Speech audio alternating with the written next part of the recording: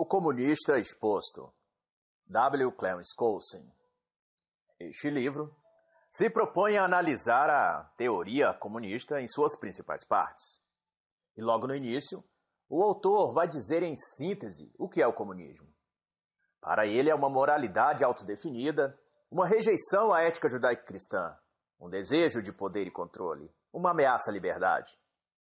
Coulson vai dizer também que a finalidade deste livro e desde que foi escrito, sempre foi retratar os pensamentos mais íntimos do comunismo, para que todos pudessem sentir que realmente entendiam as motivações e ambições do socialismo, de um tal modo que qualquer cidadão comum ficasse tão informado e familiarizado com as estratégias comunistas que ele fosse capaz de detectá-las enquanto estivesse lendo até mesmo o seu jornal diário. Coulson também vai dizer que o grande sonho de Marx era criar um novo tipo de ser humano. Ele próprio chegou a escrever que caminharia entre as ruínas daquilo que ele havia destruído na sociedade como um criador. Pois para criar esse novo ser, tinha de transformar toda a humanidade em uma gigantesca imagem social, em que homens e mulheres não dependessem mais do livre-arbítrio, da ética moral ou da própria consciência. E para obter tal coisa, teria que aniquilar antes toda a oposição. Isso significa acabar com os governos, com as economias e com toda a sociedade existente. Para o autor, esse novo e perfeito homem poderia bem se chamar o homem marxista. E ele vai usar esse termo no decorrer de todo o seu livro. E a melhor definição do homem marxista, Coulson vai fazer na página 45, dizendo que o homem marxista chama a hipocrisia de estratégia, pois vive pela lei da selva da sobrevivência egoísta, carecendo de moral, aborda todos os assuntos e questões sob a ótica da autopreservação. E essa sua regra de vida justifica qualquer que seja o seu comportamento, pois seu único ou maior princípio é nada mal, desde que atenda a seu desejo e conveniência. É, portanto, um ser liberto de todas as restrições morais e éticas que a honra, a dignidade e a crença espiritual pode conceder ao indivíduo. O homem marxiano, vai dizer Coulson, inverteu a direção da história, voltou o homem contra si próprio. Clarence Coulson também vai dizer que nem Marx nem Engels não foram visionários e reformadores sociais brandos como os descrevem os livros de forma geral. Mas eles foram revolucionários agressivos, violentos e sedentos de poder. E para provar isso, Coulson começa contando a história de Marx, na página 51. Marx nasceu em Trier, na Alemanha, em maio de 1818. Seus ancestrais eram rabinos estudiosos excepcionais. Seu pai rompeu então com a tradição judaica da família e ingressou em uma congregação protestante. Foi advogado. E quando Marx tinha cerca de 6 anos de idade, já em 1835, o próprio Marx ingressou na Universidade de Bonn e estudou direito. Mas também frequentava tabernas, fazia dívidas e bebia muito. E devido a brigas e confusões frequentes, Marx foi transferido de Bonn para Berlim. E a partir de então, a filosofia passou a ser sua fixação, sua obsessão. Em Berlim, mais tarde, juntou-se a uma escola de esquerda de hegelianos, seguidores do filósofo Hegel. O objetivo maior desse grupo, na época, era eliminar o cristianismo. E Marx costumava dizer que era necessário reconhecer como a mais alta das divindades a própria autoconsciência humana. Doutorou-se, então, em filosofia. Mas devido aos seus escritos revolucionários, Marx foi rechaçado e proibido de lecionar em uma universidade alemã. E em junho de 1843, se casou com Jenny, filha de um aristocrata alemão. Mas Marx era desleixado e prolixo em relação à família, à sua mulher e filhos, e dedicava-se apenas a estudar e a escrever. Ele, portanto, não teve ofício, ocupação ou meio de sustento. Achava o trabalho cansativo e maçante. Vivendo, então, de empréstimos que nunca pagava. Já sobre Engels, também uma curta história, Coulson vai dizer que ele nasceu em Barmen, na Alemanha, em novembro de 1820. Era rico de nascença, filho de um empresário burguês. Se juntou também aos hegelianos, assim como Marx, e em agosto de 1844 conheceu o próprio Marx em Paris. Iniciou então a Liga Comunista Internacional. Em 1847, obtiveram o controle da Sociedade Educacional dos Trabalhadores em Bruxelas e aplicou-se a reformas políticas em toda a Europa. Em novembro de 1847, foram então convidados a participar de um congresso em Londres da Liga Comunista, então chamada Federação dos Justos, de onde acabaram designados a escrever uma declaração de princípios comunistas que ficou conhecido na história como Manifesto Comunista, cujas metas fixaram 1. A derrubada do capitalismo, 2. A abolição da propriedade privada, 3. Eliminação da família, 4. A abolição de todas as classes, 5. A derrubada de todos os governos, 6. O estabelecimento da ordem comunista como a propriedade comum dos bens em uma sociedade sem classe e sem estados. E, para efeito de conhecimento histórico, em 1862 se organizou em Londres uma feira internacional para celebrar as realizações industriais do capitalismo no século XIX. Estabeleceu-se então a Organização Internacional de Trabalhadores, que reunia representantes da Itália, Holanda, Alemanha e França. Um dos líderes era um alfaiate chamado Ecários, que havia sido o braço direito de Marx na extinta Liga Comunista. Este, então, convidou Marx para participar e logo, a então chamada Primeira Internacional, passou a sofrer fortíssima influência das ideias comunistas de Marx. O próprio Marx chegou a dizer que foi obrigado a inserir no preâmbulo as regras 2 frases sobre dever e direito, também sobre moralidade, verdade e sobre justiça, mas que estariam colocadas de modo que não iriam fazer mal. Dizia Marx, temos de ser fortes na substância, mas moderados na forma. E essa é a decadente história familiar de Marx. Em 1852, sua filha pequena, Francisca, morreu. 2 anos depois, seu filho, também jovem, Edgar, também morreu. Mas 2 anos, um bebê ao nascer. Marx interferiu anos depois no namoro de sua filha Eleanor, e esta, tendo ido viver com ele, Edward Evelyn, teve uma vida miserável e acabou se suicidando.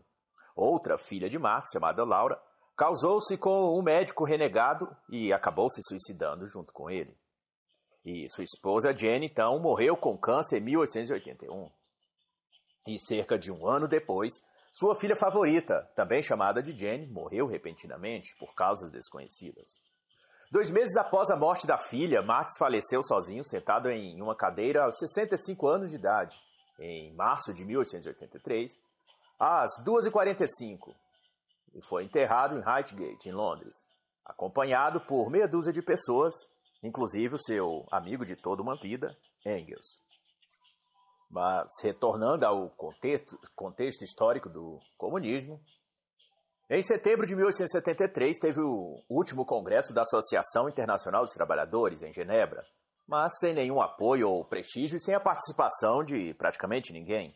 Seria então o fim da Primeira Internacional. Porém, Marx havia se convencido de que uma revolução jamais se concretizaria sem as massas trabalhadoras possuíssem uma filosofia revolucionária de história, economia e progresso social. Ele, então, escreveu O Capital para demonstrar como a derrubada violenta da ordem presente não era só justificada, como algo inescapável. E em 1865, Marx estava desejoso de terminar essa obra porque estava muito doente. Em 1867, em março, na verdade, tinha terminado todas as revisões e o publicara na Alemanha, porém não foi um sucesso como Marx esperava. Engels, então, publicou a 2º e 3º volume em 1885 e 1894, respectivamente, e que iriam progressivamente alcançando seu espaço e conhecimento. E passa então pela história de Marx, também um importante personagem que foi fundamental no desenvolvimento do comunismo na Rússia, Mikhail Bakunin. Ele, então, o primeiro russo a interessar-se nas atividades revolucionárias, se tornou do círculo íntimo de Marx, mas foi posteriormente traído e expulso por ele, porque Marx tinha de Bakunin inveja desse seu antigo colega de movimento. Bakunin chegou a escrever sobre Marx. Marx amava sua própria pessoa muito mais que seus amigos e apóstolos, e não havia amizade que resistisse ao mais leve ferimento em sua vaidade. Ele gostava apenas de rodear-se de pigmeus, lacaios e aduladores, e quando ordenava uma perseguição, não havia limite para a vilania, para a infâmia do seu método. Escreveu Bakunin sobre Marx. A partir desse ponto, então, surge uma pergunta. Se o comunismo é tão ruim e tão nefasto, como poderia qualquer pessoa com grande educação, como cientistas, por exemplo, enganar-se com o comunismo como ocorreu durante a história e ainda acontece em nossos dias? E a resposta a isso, Scholzer vai trazer na página 73 em diante, dizendo que o comunismo atrai certas pessoas com boa formação intelectual por causa de sua filosofia da natureza, em que parece explicar a origem e o desenvolvimento de tudo que existe, da vida, planetas, galáxias, da evolução e até mesmo da inteligência humana. E nesse sentido, às vezes para compreender algo sobre alguém ou sobre uma teoria em específico, é necessário olhar não aquilo que ela é contra, mas aquilo que ela é a favor. E nesse aspecto, o comunismo propõe a satisfazer a duas maiores necessidades humanas, a paz universal e a prosperidade universal. Seu ponto de atração, portanto, era o fato de oferecer uma salvação ou solução aos dramas e vicissitudes das pessoas confusas, insatisfeitas e infelizes que há no mundo. O comunismo de Marx e Engels era, portanto, um esquema de ideias projetado para explicar tudo o que existe. Tem-se, então, a partir deste ponto no livro, uma análise sobre a filosofia comunista da natureza, que diz que tudo que existe pode ser explicado por uma única coisa, a matéria. Além da matéria, nada há. A filosofia comunista afirma que, se a ciência conseguir saber tudo o que se pode saber sobre a matéria, saber-se-á tudo o que existe para saber sobre tudo. Isso quer dizer que a matéria, dentro da visão comunista da natureza, é aceita conclusivamente como o princípio e o fim de toda a realidade. E daí se propõe a filosofia comunista da natureza a responder, então, 3 perguntas. Qual a origem da energia ou do movimento na natureza?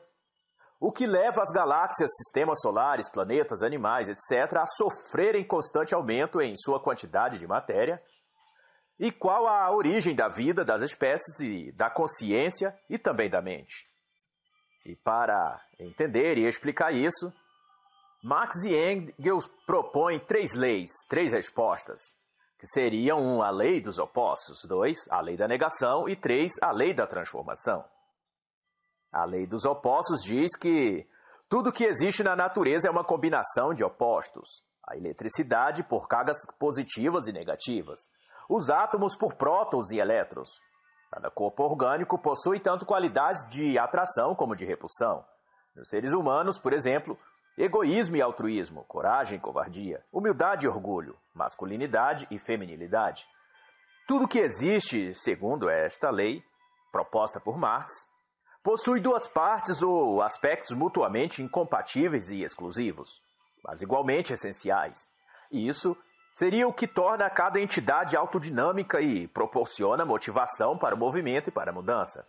Essa ideia foi cunhada, na verdade, por Hegel, que afirmou que a contradição na natureza é a raiz de todo movimento e vitalidade, e essa tornou-se a dialética comunista.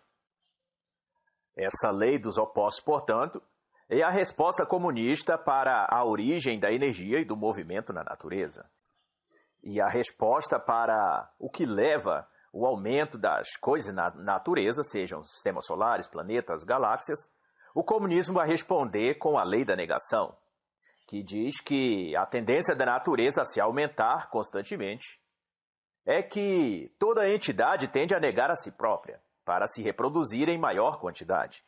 Toda natureza, segundo o comunismo diz na lei da negação, está em constante expansão através da morte. E Engels cita a semente de cevada como exemplo, que, em seu estado natural, germina a partir de sua própria morte. Sua negação, portanto, produz uma planta. Essa é a lei da negação. E, para responder qual a origem da vida, das espécies, da consciência e da mente, o comunismo vai propor a lei da transformação, que diz que o contínuo desenvolvimento quantitativo de uma classe particular resulta muitas vezes em um salto na natureza, que produz uma forma ou entidade completamente nova. Por exemplo, se adicionarmos ao metano mais um átomo de carbono e 2 ou mais de hidrogênio, teremos uma substância nova chamada etano. Se agregar-se mais um átomo de carbono e 2 de hidrogênio ao etano, teremos o propano, e assim sucessivamente.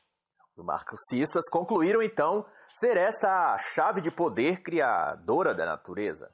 Em resumo, tudo é matéria. Ela é autodinâmica e inclinada a aumentar a si própria numericamente por acumulação quantitativa.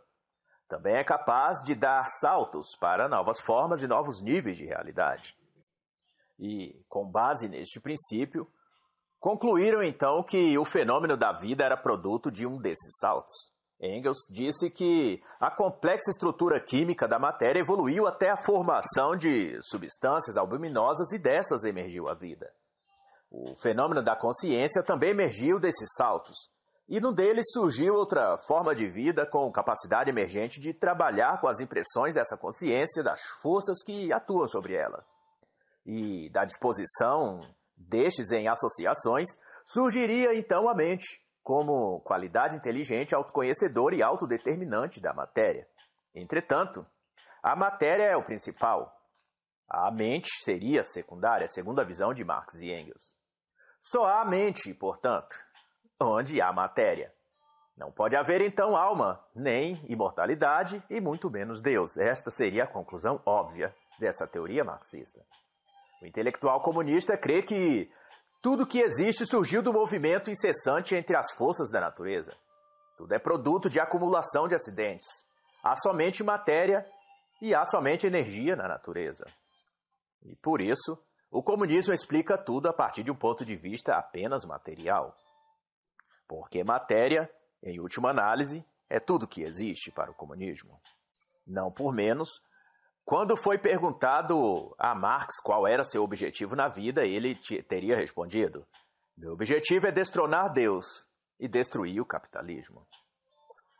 E então, prosseguindo com esta obra, da página 85 a aproximadamente a página 100, será exposto a solução comunista para os problemas mundiais, que vai passar pelas propostas do marxismo, que são o determinismo econômico, a teoria ativista, livre-arbítrio, o progresso humano, a propriedade privada, a origem do Estado, a origem da religião, da moral e do direito positivo, e, por fim, a ditadura do proletariado.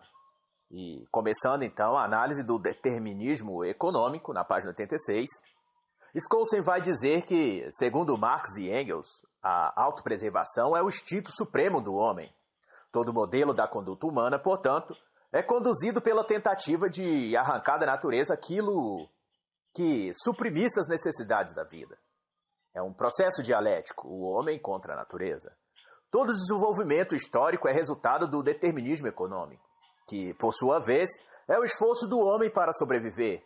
Tudo o que o homem faz, estabelecer leis, praticar uma religião, adotar certos códigos morais, etc., é resultado de seu desejo de proteger os modos de produção, então utilizados para suprir as necessidades da vida. E na teoria ativista, também na página 86, o cerne central vai ser que o cérebro, após receber impressões do mundo exterior, leva automaticamente o indivíduo a agir. Quando os homens se autoconscientizarem de que a escravidão é um modo satisfatório para se cultivar a terra, construir um prédio, etc.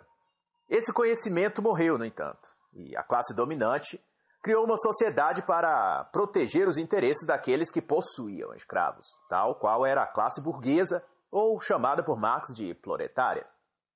Então, criou-se com isso, a burguesia criou com isso, uma tal sociedade de escravos com um outro nome, chamado proletários, para que através de seu trabalho protegesse os interesses destes burgueses, chamados capitalistas. Essa é a teoria ativista. Quanto ao livre-arbítrio, para Marx e Engels, o homem não pode escolher arbitrariamente entre diversas formas de sociedade, mas sim acabara por escolher a que melhor promova o modo de produção prevalecente. A própria composição materialista do homem exigia essa escolha. E, de acordo com Marx, aquilo que chamamos livre-arbítrio é nada mais que a consciência da força impulsora que leva o indivíduo à ação, a agir. Ele não tem a liberdade de mudar o curso que lhe foi ditado por sua própria natureza. A abordagem judaico-cristã, segundo Marx, busca aprimorar a humanidade e aprimorar a sociedade. Já a comunista visa ou crer que, ao mudar a sociedade, mudar-se-á a humanidade.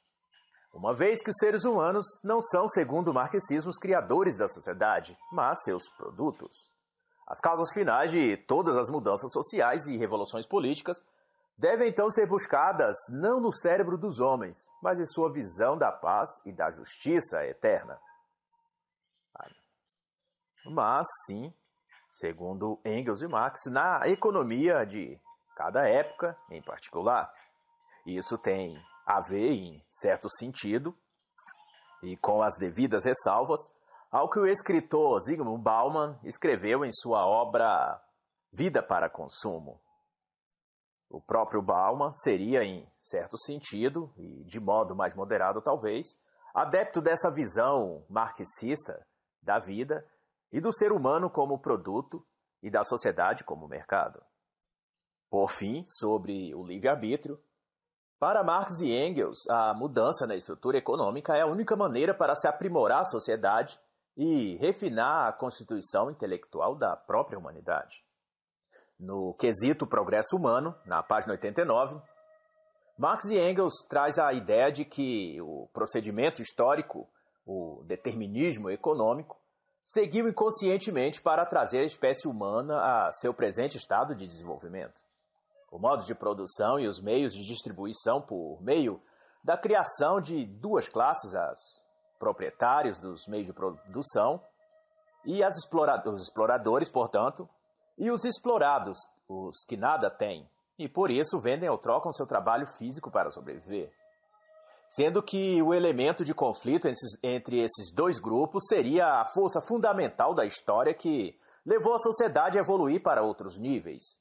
Nessa questão, surge de forma fundamental a divisão de classes, a partir do conceito de progresso humano, que são a classe exploradora, denominada burgueses, e a classe explorada, denominada proletários. O progresso humano, portanto, na concepção de Marx e Engels, é uma dialética de forças ou combinação de classes opostas, exploradores e explorados, sendo que esse entrechoque é o que gerou, e o que ainda gera, na verdade, a dinâmica que impulsiona a sociedade para um novo desenvolvimento. A propriedade privada, no entanto, é o que causa egoísmo, inveja, luta de classes e guerra. E, consequentemente, a oposição entre essas duas classes, a de opressores e oprimidos. Quanto à ideia de propriedade privada, na página 90, o Marx e Engels vai dizer que no princípio dos tempos os povos seguiam o princípio da propriedade comum. Com a domesticação da terra e dos animais, alguns passaram então a produzir mais bens do que necessitavam e começou a trocar estes por outros produtos dos quais precisavam. Estes bens, utilizados para a troca, seriam os excedentes, seriam identificados com a pessoa que os possuía, nascendo daí o conceito de propriedade privada. Isso pode ser melhor estudado na própria obra de Engels, A Origem da Família, da Propriedade Privada e do Estado. Bom, prosseguindo, os proprietários de terras ou de outros meios de produção, segundo essa visão da propriedade privada, usufruíam do melhor dos recursos econômicos e passaram então a contratar outros homens para realizar seu trabalho, garantindo com isso sua própria liberdade e status social à custa da exploração desses menos favorecidos. Também se depende daí a ideia de minorias, qual é a defesa ainda hoje de todo o arcabouço de ideias do marxismo. São a luta de classe, a dialética marxista, explorados e exploradores, e a opressão das minorias, que foi se estendendo de pobres, negros, LGBTs, etc. Quanto ao quesito origem do Estado, Marx vai dizer que, com a criação da propriedade privada, houve-se a necessidade de um sistema de leis para protegê-la. A classe exploradora, então, criou um órgão de poder que mantivesse a lei e a ordem, e, por consequente, seu próprio status quo, seu status de ser, sua forma de existir. Surge, então, o Estado, que nada mais é senão a confissão de que a sociedade se tornou desesperadamente dividida contra si mesma. E isso também será tratado nesta obra detalhadamente na página 206. Quanto ao quesito religião, moral, direito positivo, Marx e Engels vai dizer que, decorrente da propriedade privada, surgiu a exploração da religião. Surge, então, a justificativa comunista para o ódio e perseguição à religião, em específico a religião cristã, como já é consabido por todos. Bom, segundo Marx e Engels, apesar das raízes da religião terem surgido antes da propriedade privada, quando esta foi estabelecida como fundamento da sociedade, a religião teria sido utilizada como instrumento de supressão da rebelião da classe explorada. A classe proprietária usou, ou ainda usa, na visão dos marxistas modernos, a religião desde então, ou seja, a classe proprietária usa a religião desde então para provocar ou convencer seus trabalhadores a se manterem humildes, pacientes e resignados, suportando os fardos colocados em suas costas na esperança de que a justiça fosse feita em outra vida na eternidade.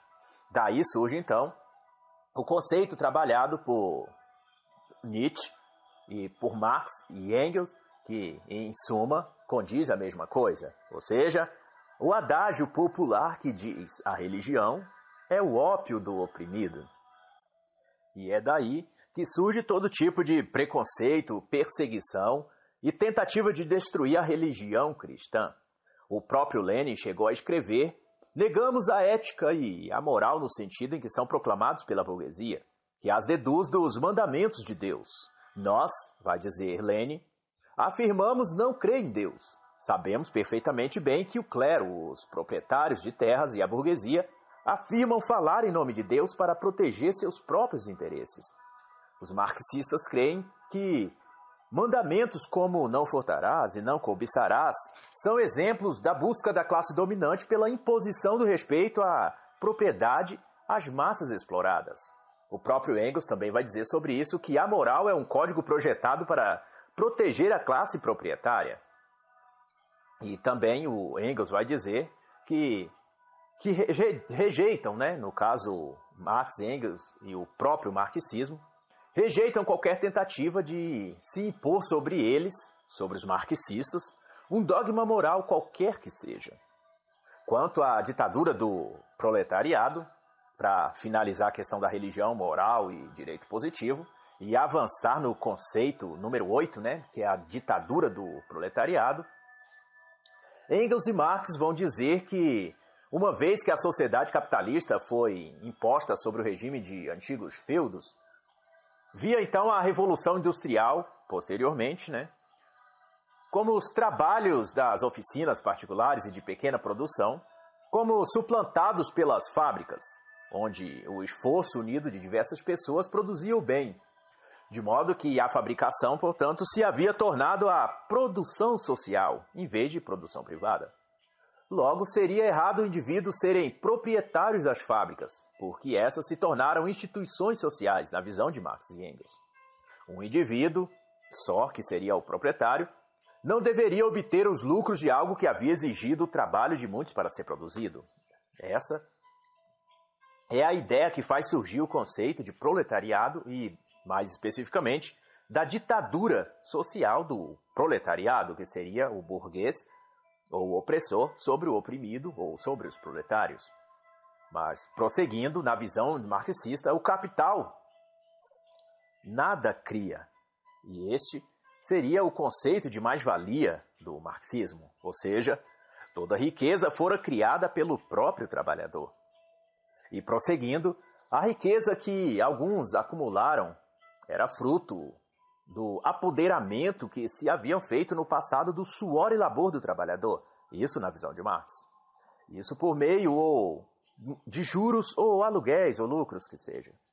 A mais-valia era, portanto, essa essência ou fruto sugado e extorquido do trabalho dos oprimidos trabalhadores e deveria então ser confiscada dos capitalistas no presente. Da mesma forma que as oficinas particulares foram substituídas pela fábrica, essa deveria então ser substituída pela grande empresa, e essa dinâmica se chamaria ditadura do proletariado. Faz sentido aqui, faz alusão à obra posterior, de Orwell, 1984. Para estabelecer-se então a ditadura do proletariado, faz-se necessário 3 passos. 1, a eliminação da antiga ordem social, que é a classe capitalista. 2, a criação de um exército de defesa para a consolidação da ditadura interligado com o proletariado de outras nações. Faz cumprir a ideia das internacionais, ou mais atualmente do Foro de São Paulo. Número 3, estabelecimento do socialismo mundial através da eliminação da propriedade privada. E então, o socialismo se caracteriza pela propriedade estatal de toda a terra e meio de produção. Pouco a pouco o Estado definharia e tudo seria comum a todos, surgindo espontaneamente o comunismo. E para existir essa tal nova sociedade, a sociedade comunal ou comunista, as pessoas deviam esquecer um dia que foi possível obter renda da simples propriedade de bens ou do trabalho produtivo. Esquecer todas as diferenças de habilidade, treinamento e capacidade mental ou física, devendo conceber que, em caso algum, dê o melhor de si no topo do trabalho, a qual esteja mais bem preparado. Merece o mesmo pagamento que os demais, sejam quais forem sua produtividade e seus resultados. Essa é a promessa comunista. Cada um produzirá conforme sua capacidade e receberá conforme sua necessidade. E isso é o que resume toda a estratégia comunista estudada até aqui, que em sua estratégia de angariar simpatizantes e apoiadores, o comunismo tornou-se um conglomerado de ideias e doutrinas a fim de ser tudo para todos o tempo todo. Scholze, então, vai tratar sobre as principais falácias da crítica da teoria comunista, isso a partir da página 105 em diante. E a começar pela interpretação comunista da história, Scholze vai dizer que a falácia número 1 seria o comunismo tenta simplificar excessivamente a história. Marx e Engels tentaram transformar a história em um curso fixo e sem desvios, predeterminando que poderia ser mapeado no passado e com futuro previsível, baseado em um simples e único critério, que seria a economia. A economia desempenharia, então, um papel vital e robusto na história da humanidade, mas também fatores como clima, topografia, invenções mecânicas, científicas, etc. O determinismo econômico sugere que as circunstâncias econômicas são o determinante absoluto do curso da história, coisa que não é verdade. Outra falácia a respeito da mente humana sendo incapaz de possuir livre-arbítrio moral, ou seja, fazer escolhas na direção do curso da história. As circunstâncias materiais forçam a mente humana a se mover em determinada direção e o homem não dispõe de livre-arbítrio para resistir a essa força. Essa é a falácia. O cérebro humano, na verdade, não é algo passivo que recebe impressões do mundo exterior e depois dá a elas respostas automáticas.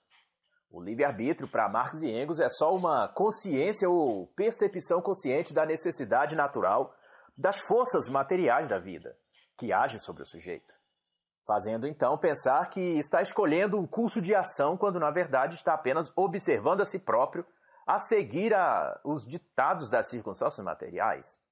Mas o comportamento humano, na verdade, não é simples assim.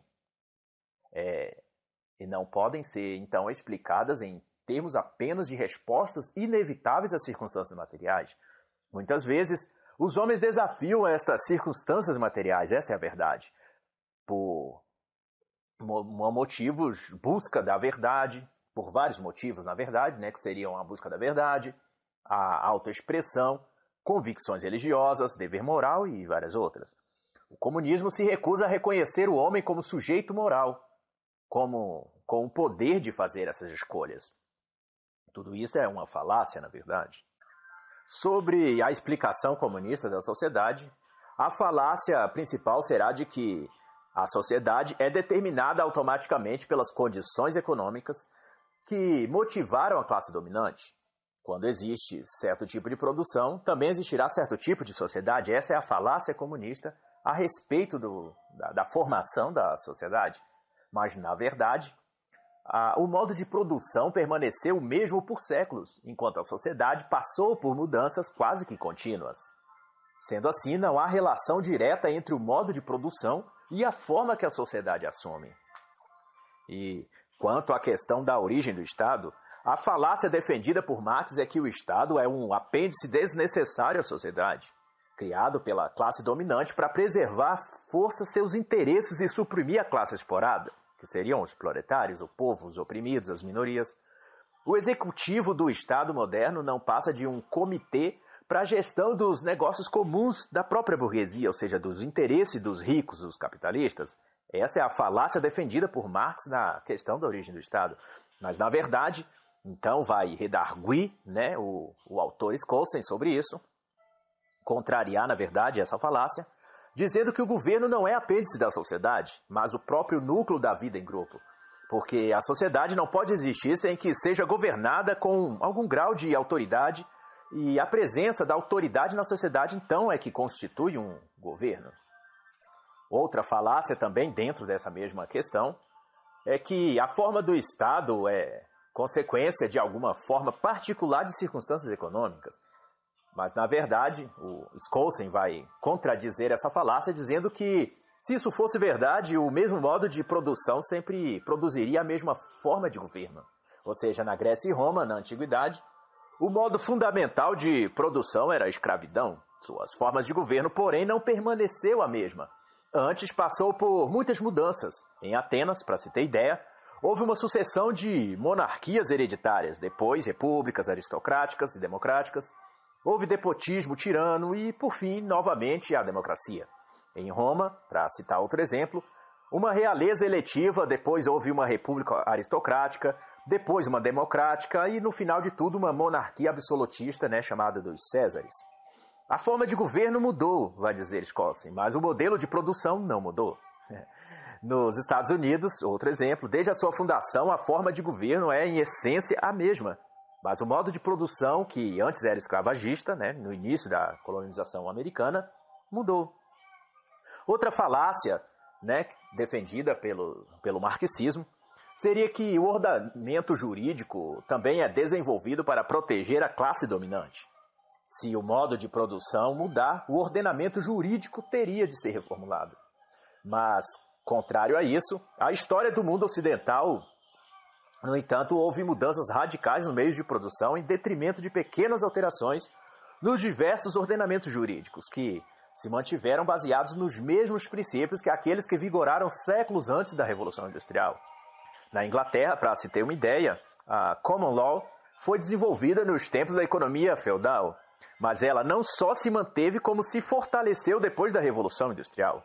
Ou seja, não há dependência essencial entre o método de produção da sociedade e o ordenamento jurídico que ela resolve criar.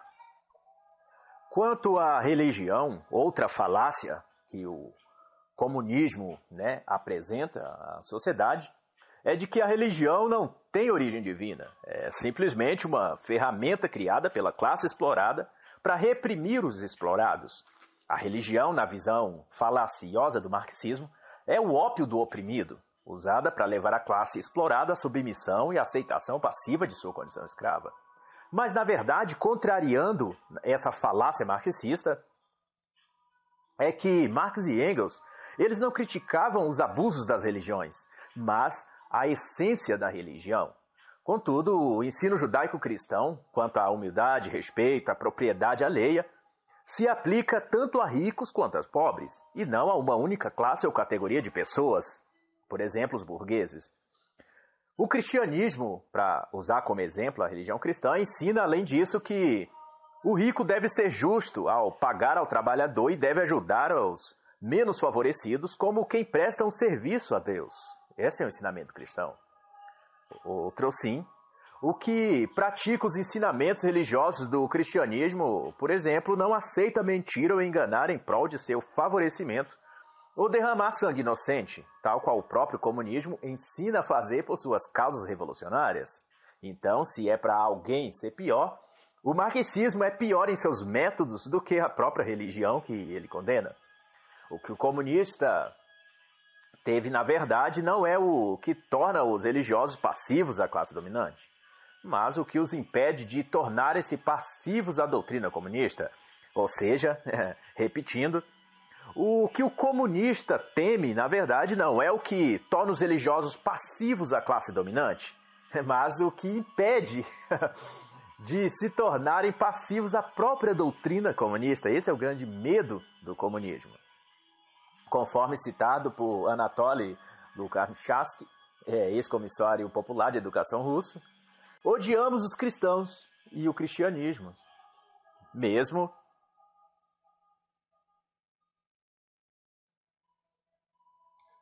os melhores entre os cristãos devem ser considerados nossos piores inimigos. Pregam o amor ao próximo e a misericórdia, que são contrários a nossos princípios. O amor cristão é um obstáculo ao desenvolvimento da revolução. Abaixo o amor ao próximo. O que queremos é o ódio. Somente então poderemos conquistar o universo. Isso foi dito por Anatoly, ex-comissário popular de educação russo. Quanto à teoria comunista sobre a moral, a falácia defendida por Marx é que o comunismo crê que os 10 mandamentos e a ética cristã foram criados para proteger a propriedade privada e a classe proprietária. Seria uma moralidade de classe. Mas, contrariando essa falácia, Scholzer vai dizer que essa concepção fez com que se criasse, como, por exemplo, o decreto de Saratov, cujo conceito era que, para combater o suposto machismo e autoritarismo da sociedade patriarcal, estimulada pela ética cristã de classe, teria então abolido o direito de posse das mulheres e todas as mulheres a partir do então decreto de 1919, a qual se tornaram propriedades da nação. Ou seja, todas as mulheres passam então a pertencer ao regime de Saratov, em março de 1919, na verdade. Esse decreto prevê ainda que o homem que queira fazer uso de uma mulher deveria deter um certificado emitido pelo Conselho Administrativo de um sindicato ou pelo Soviete dos Trabalhadores, e então contribuir com 2% do sufrágio, enquanto que a mulher que seja declarada propriedade nacional receberia do fundo público 575 francos por mês, com a prerrogativa de libertar a mulher do jugo masculino machista ensinado pelo cristianismo. Um soviético comunista chegou a emitir também um decreto no qual dizia: não existe violação de mulher por homem. Aquele que diz que a violação é errada nega a Revolução Comunista de Outubro. Defender uma mulher violada é revelar-se burguês e partidário da propriedade privada. Esse é o grande ensino e resultado, na verdade, consequência da aplicação comunista dentro da sociedade. E assim, no anseio de tornar as mulheres iguais aos homens, degradaram a mulher até o nível mais baixo e primitivo. Advogaram o completo libertinismo e promiscuidade como substitutos ao matrimônio e à família. Mas quanto à teoria da luta de classes, também há uma falácia. A principal delas vai dizer que o progresso humano se apoia na luta de classes, e o modo de produção pela escravidão teve a rebelião destes até tornar-se feudalista, que um tempo depois, pela revolta da classe dominada, se transformou em capitalista e, ao seu tempo, também a luta pela libertação dos trabalhadores se transformaria na sociedade capitalista, para então a comunista. Com relação a isso, Scholzer vai dizer que a ordem econômica em todos os tempos passou por inúmeras mudanças, mas não tiveram que ver com revoltas de escravos contra seus senhores, etc.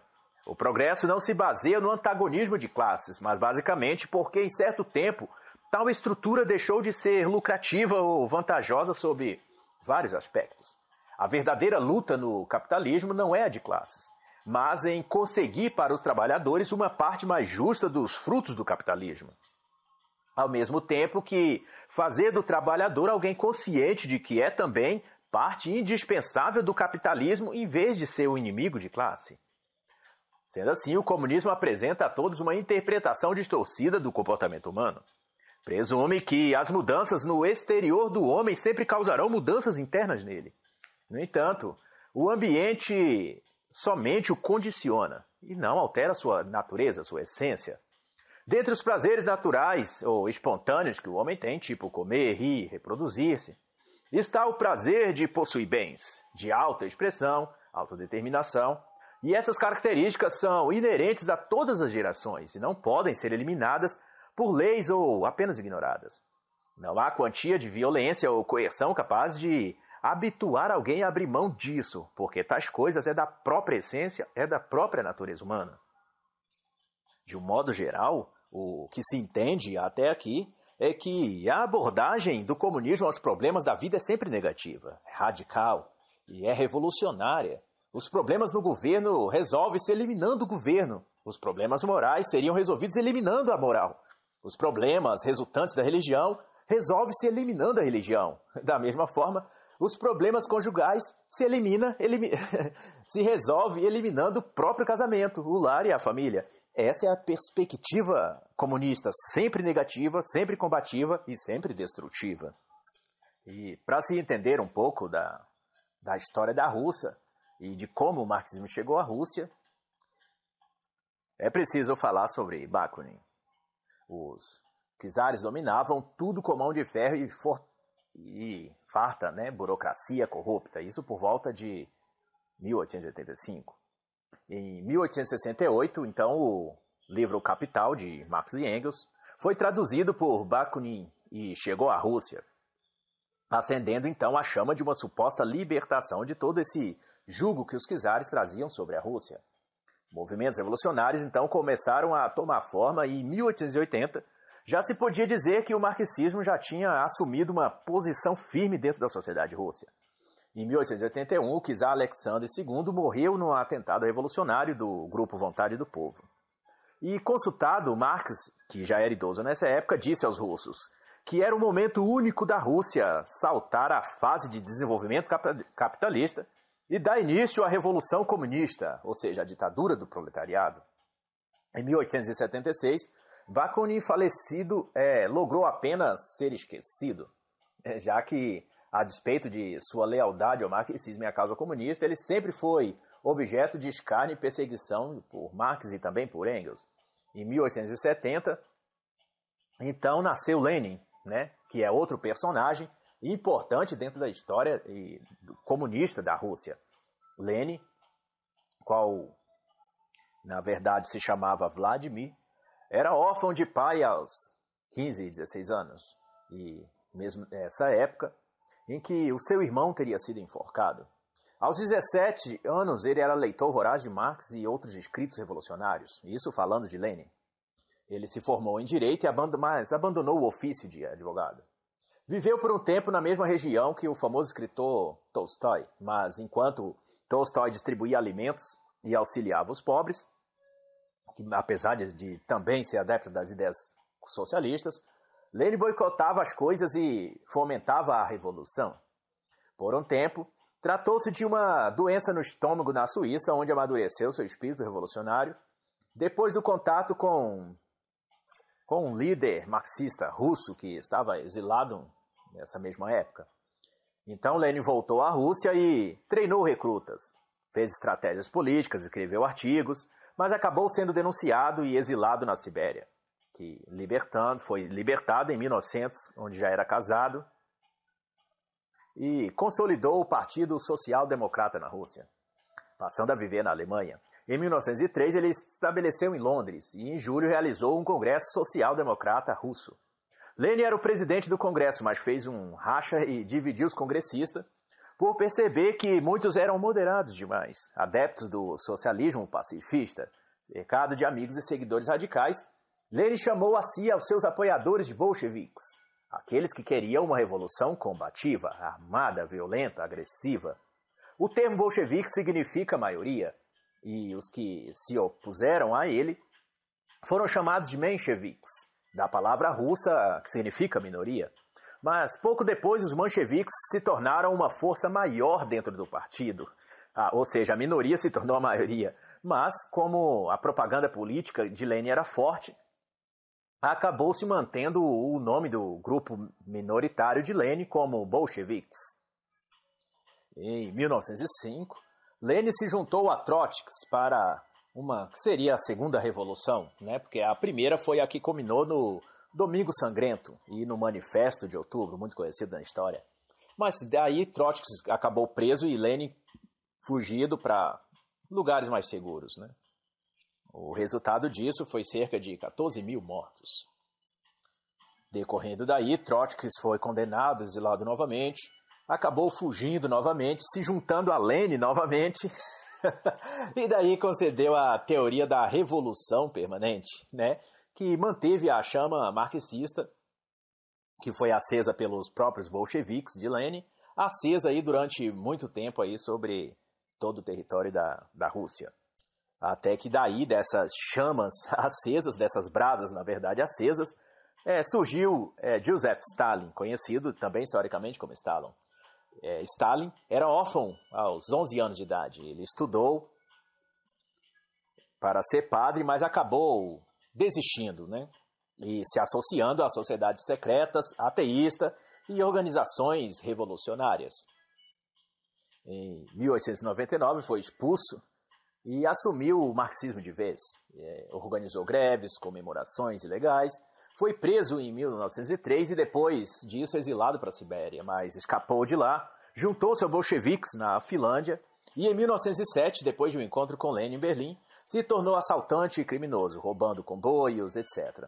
Entre 1907 e 1913, se tornou um escritor revolucionário, articulista, estrategista político e um líder impiedoso e muito mal e conhecido em todo o território russo. Stalin quer dizer homem de ferro.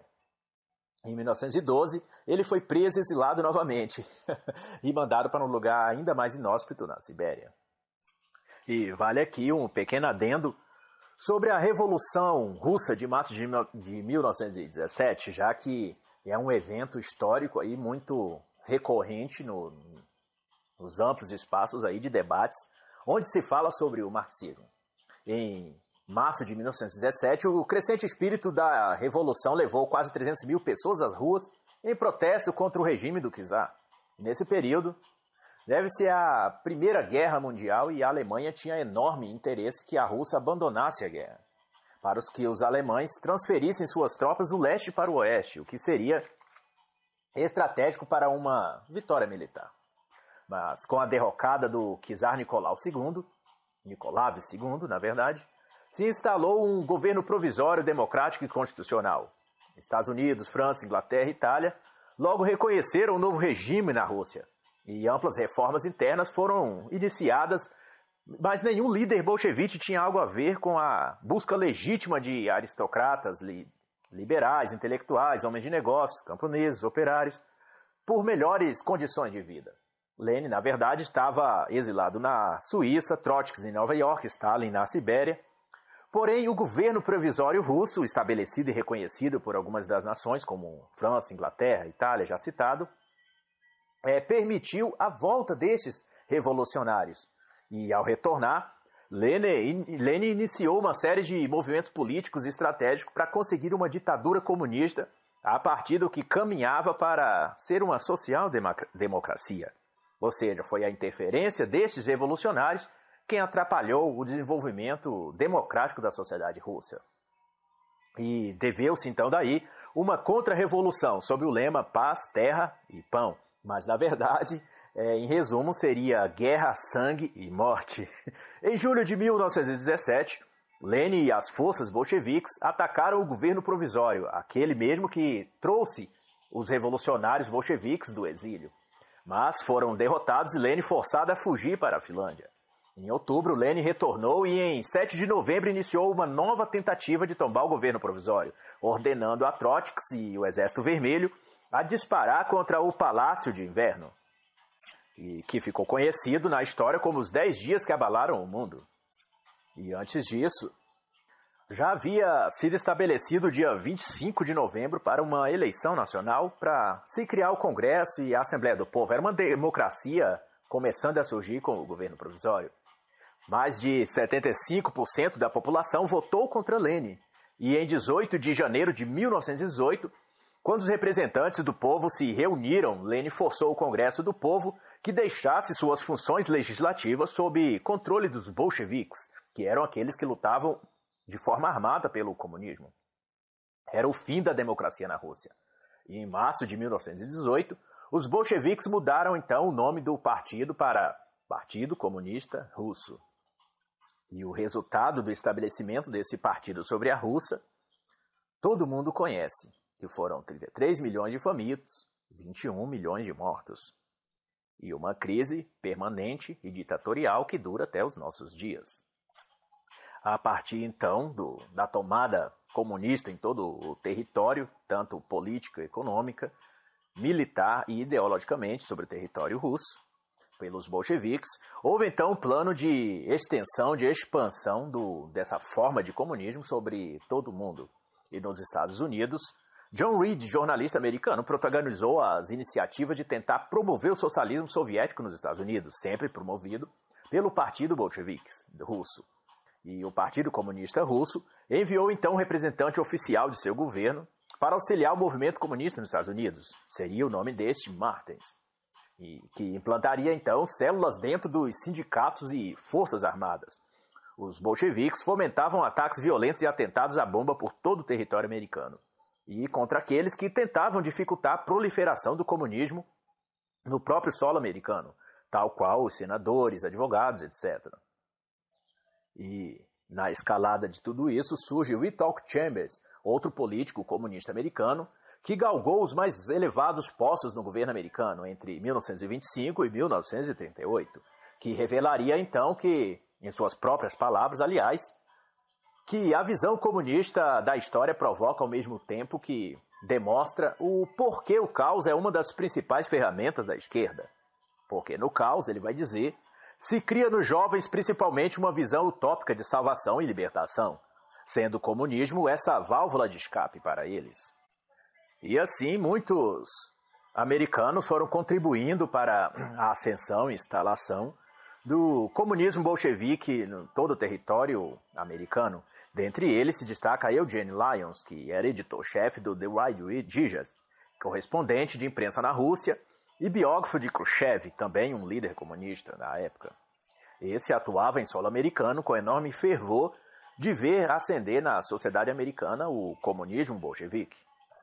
E dessa forma, o comunismo foi sendo espalhado por seus agentes em todo o planeta, seja na África, principalmente no Congo, em Cuba, pelas mãos de Fidel Castro, que era aliado como também em toda a América Latina.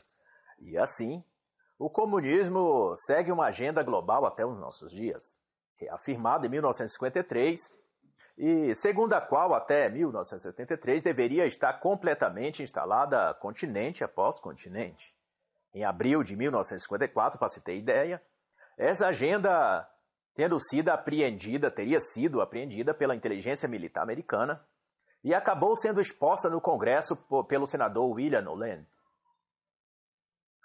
na qual se expôs alguma dessas táticas, dessas intenções, que veio a ser conhecida pela imprensa em todo o mundo. Algumas delas, por exemplo, seriam dito nessa própria agenda comunista a seguinte frase: é necessário que as nações acreditem que o capitalismo e o comunismo possam viver em paz. Outra frase: deve-se isolar os Estados Unidos por todos os meios possíveis. Uma outra, a respeito da América Latina, é que a América do Sul deve ser levada à condição de completa perda de esperança e militarmente indefesa. Tudo isso você pode ver em detalhes e muitos mais dessas frases, dessas ideias expostas por esse documento apreendido, a partir da página 305 desta obra, O Comunista Exposto. Scholze também vai trazer algo muito relevante para a nossa reflexão. Ele vai dizer na página 316, 317, que é um erro tratar o comunismo como partido político, pois o comunismo não é uma expressão legítima de ação política, mas uma quadrilha criminosa, pois seu procedimento estão além de qualquer manobras políticas aceitáveis. Engano, desprezo pelas leis, violação de tratados, intimidação, subversão e revoltas. E, nesse sentido, se destaca, por exemplo, as metas comunistas atuais, no sentido do pós-Segunda Guerra Mundial, as metas que foram estabelecidas e que pode ser conhecida por todo aquele que estuda o comunismo.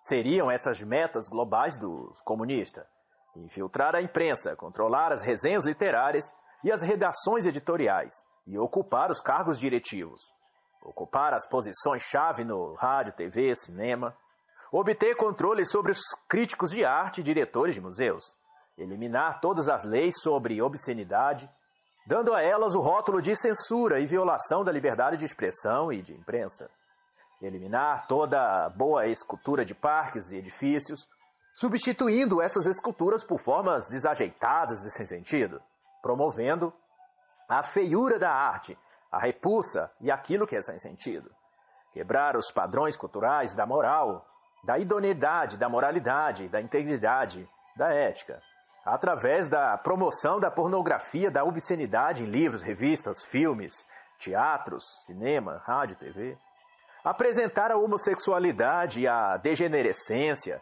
e a promiscuidade como algo normal, natural e saudável, infiltrar igrejas, substituir a religião pela religião social desacreditada sobre a Bíblia, eliminar a oração ou qualquer outra faceta da expressão religiosa nas escolas, com base na alegação de que violam o princípio da separação entre igreja e Estado.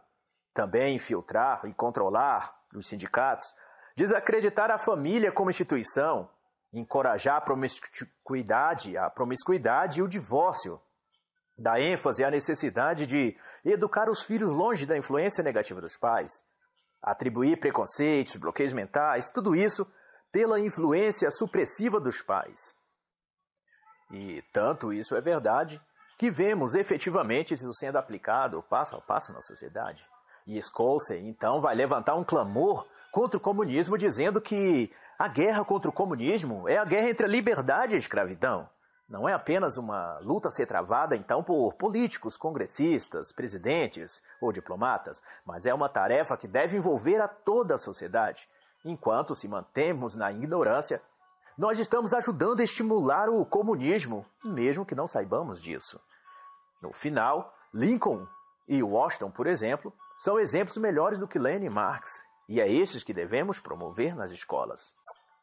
Essa é uma guerra ideológica, vai dizer Scholze, e não se vence ela apenas no campo material, mas também espiritual. Portanto, a mente de um ateu, na visão do marxismo, já está 3/4 conquistada, porque a ideia por trás do apelo ao laicismo nas escolas, para se ter uma ideia, não é, como dizem os ateus, tirar Deus das escolas, mas é tirar Deus do coração e da mente das pessoas. O que querem é esvaziar a mente das pessoas de suas crenças cristãs, majoritariamente cristãs. E, por fim, a conquista comunista de um país é sempre precedida pela atividade daqueles que dizem que o comunismo não existe mais. E assim, encerra o livro Comunista Exposto, de W. Cleo Scholze.